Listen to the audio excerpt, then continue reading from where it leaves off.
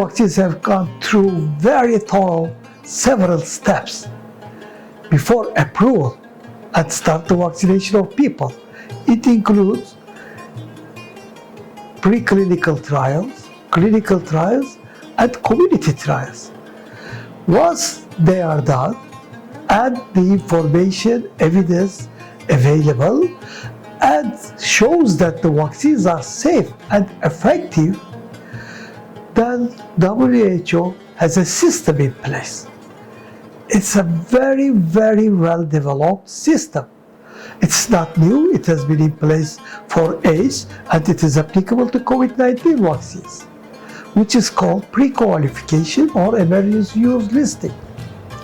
And all data, all evidence goes there and once again reviewed by the scientists, experts, and once it is approved that the vaccine, any vaccine is safe and effective, then it goes to the people's arms. Of course I did. I couldn't have missed such an opportunity when the vaccines became available and I got my 2 doses of vaccines. I did experience some very, very mild fever, some chills, and pain in my actually vaccinated arm, and a little headache and some tiredness. But it faded away in 2 days. And the 3rd day it was very mild, so it didn't even avoid me doing my daily errands, daily work. So what is actually advised is for the day of vaccination and the day after, make sure that if you experience side effects, make sure that you take time, you rest, you get a lot of fluid, you increase your fluid intake, and just don't be distressed, relax. Because side effects in a way show that your body is responding to the vaccine, building immunity. That doesn't mean that if there is no side effect or very little side effect, the body is not responding. The different bodies of different people respond to vaccination in different ways. So that is how it happens. With some people it may be a little more, it may be a little less, but the vaccine is at work. That may happen, not only for COVID-19 vaccine, for some other vaccines. It's very rare, by the way. But there is a very, very thorough, well-established system in place.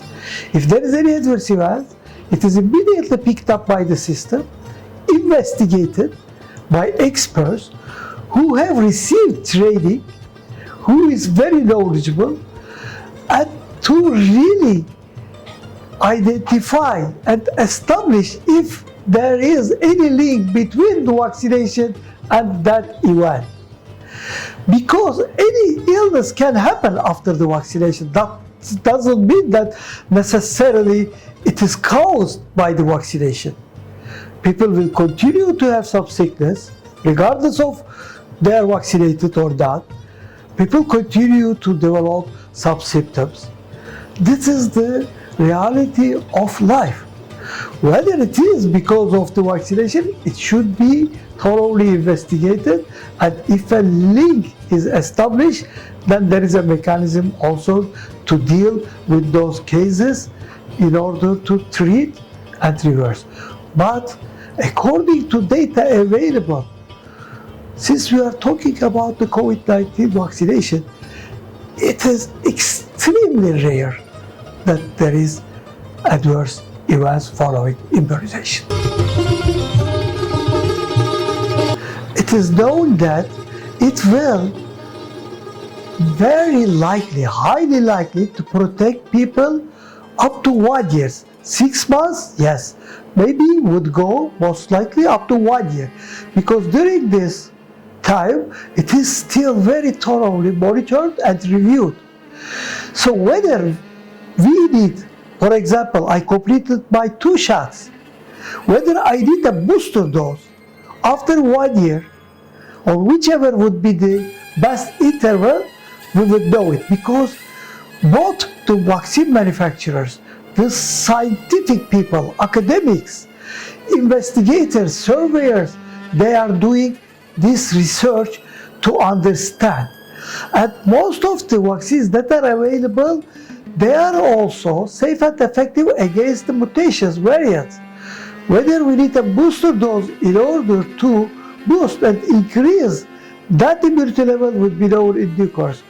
But we would say it is very highly likely to protect us for 1 year. Why do we need to wear masks? Unless we reach a certain level of vaccination to ensure the herd immunity. What does it mean, herd immunity? Herd immunity means that a good proportion of population in any given place, in our case Iraq, reached to a high percentage of vaccination, let's say between 70 to 80%, better 85 to 90%, that we would be able to reach herd immunity. Of course, herd immunity can be achieved from both the natural infection, but to ensure that we know that herd immunity is achieved, it is the vaccination. And Iraq has already, within its national deployment and vaccination plan, a target of reaching out to 70% of its population. So if Iraq reaches to that 70 to 80%, then we can take off our mask. I can take off my mask, and then I can start gathering without mask with my friends, with my colleagues at work, outside, gain back my social life.